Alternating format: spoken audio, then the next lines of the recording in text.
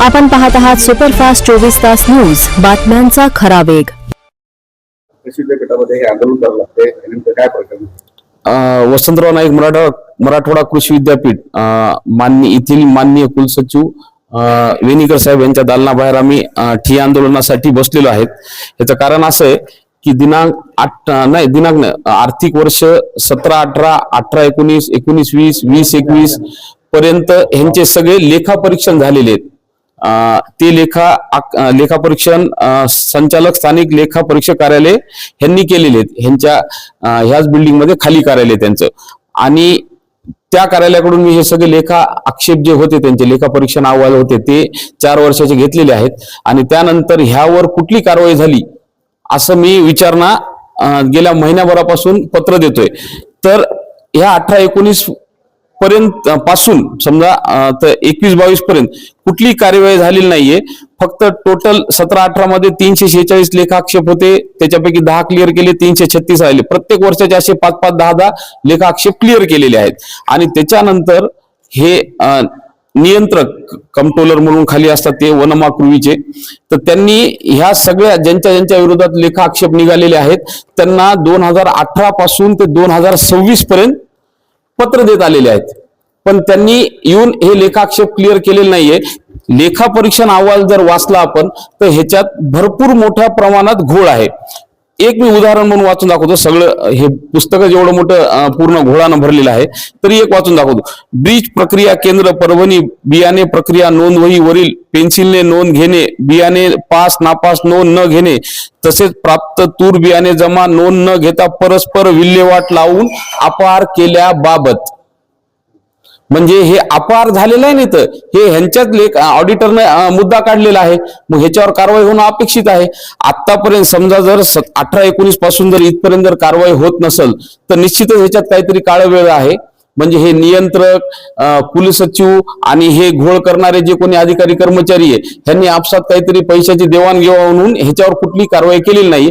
ही कारवाई व्हावी म्हणून महाराष्ट्र नवनिर्माण सेनेतर्फे आज होळीच्या औचित्य साधून आम्ही इथं ठिय्या आंदोलनावर बसलेलो आहे. ह्याच्यावर जर कारवाई नाही झाली तर उद्या सुट्टी आहे, आणि कार्यालयाने वेळेत दर कार्यालयाच्या कामकाजाच्या दिवशी आम्ही परत इथं येऊन ठिय्या आंदोलन करणार आहोत.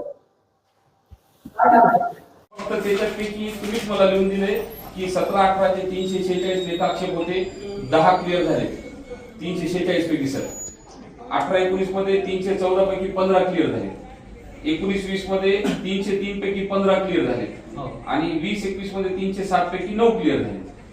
म्हणजे 336, 299, 288, 298 इतके पेट. आणि पुन्हा वेळोवेळी त्यांना आपण हे मान्य काय संबंध आहे सर, हे बघण्याचे अधिकारी बघायचे नाही, त्याच्यामध्ये फायनान्शियल असेल तर बघता येत नाही. फायनान्शियलच्या बाबतीत सर मी आता यावेळेस पाहिलं होतं, पण आता ते मला वाटतं 15 दिवस आहे. ऐका पुढं अजून एक सांगतो सर. ह्यांनी काय केलंय, 16/1/2026 ला पत्र काढले की ते लेखाक्षेपाची पूर्तता करा, अन्यथा तुमचे देयक स्वीकारल्या जाणार नाही. मार्च 2026 चे स्वीकारले का नाही स्वीकारले विचारा. तुम्हीच लिहून दिले आणि तुम्ही स्वीकारले. खालचा पॅरा. आणि त्याच्यानंतर ती वळ उडून टाकली. परत एक पत्र काढलं फेब्रुवारी मध्ये.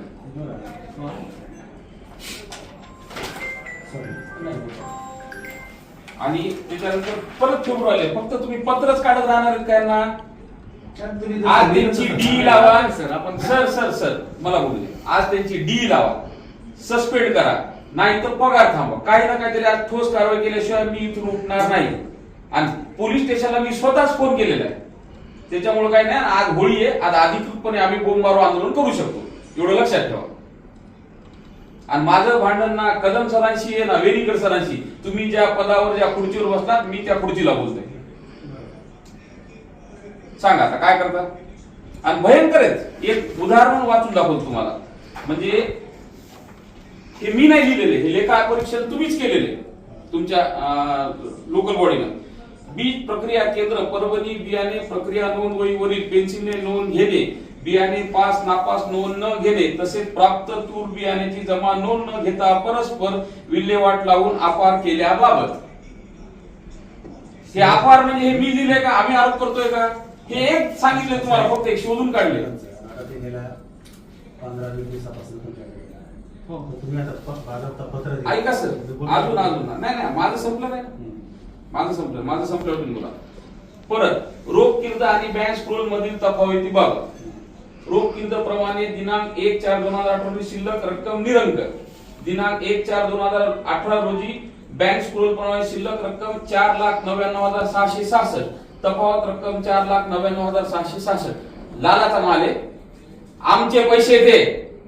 आणि ह्याचा तुम्ही प्रश्न विचारणार नाही, त्यांच्याकडून काय करणार नाही म्हणजे काय गोट्या खायला का तुम्ही? दे हे म्हणजे हे म्हणत मी. ह्याच्या पूर्वीचे कोण असतील काय असतील मला माहित नाही. हे वाचू का थोडं? वाचा ना. बँकेच्या रकमामध्ये तफावत आहे आणि तुम्ही क्लिअर करणार नाही ते.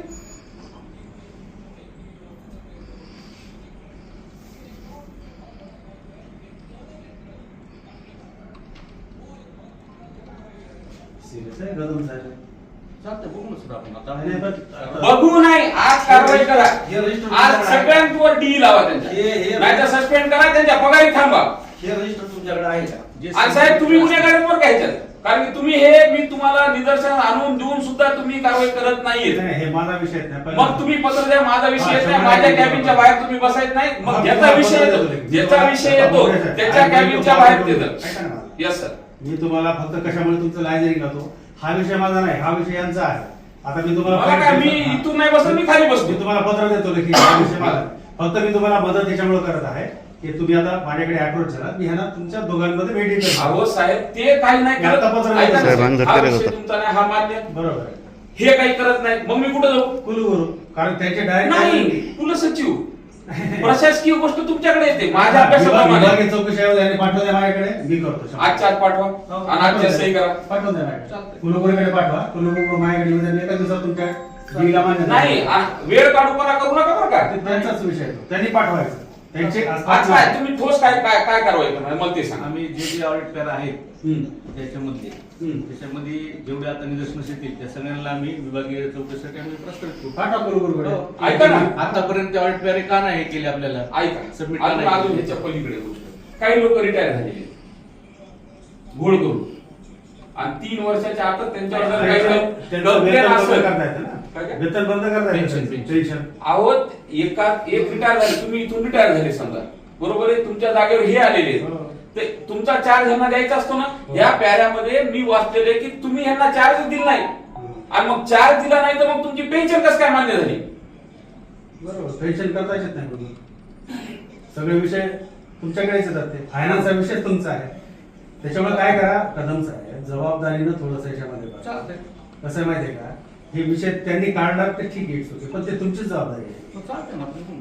अहो बाहेरच्या माणसाला येऊन तुम्हाला सांगावं लागते, बाहेरच्या माणसाला. चुकीचं आहे. हा? आणि 2018 पासून 26 पर्यंत नुसते पत्र द्यायला तुम्ही त्यांना. म्हणजे आता ठीक, आता तुमचं झालं असलं तर बंद करा. नाही नाही, बंद नाही होणार, काहीच बंद होणार विषय असा आहे की हे विषय सिरियस आहे. तुम्हाला रुटीन मधले विषय आहेत. हो.